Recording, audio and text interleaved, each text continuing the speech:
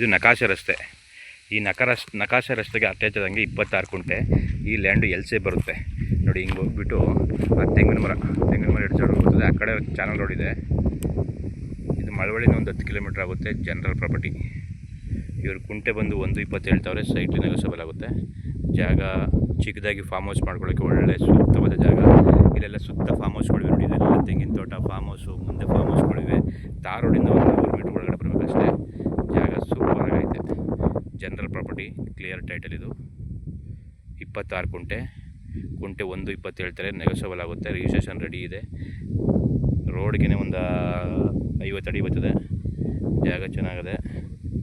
50ರಿಂದ 70 ಅಡಿ ಬರುತ್ತೆ ನೋಡಿ. ಮಳವಳ್ಳಿ ರಿಜಿಸ್ಟ್ರೇಷನು ಕ್ಲಿಯರ್ ಆಗಿದೆ. ದಾಖಲಾತಿ. ಜನರಲ್ ಪ್ರಾಪರ್ಟಿ 26 ಕುಂಟೆ. Okay, thank you.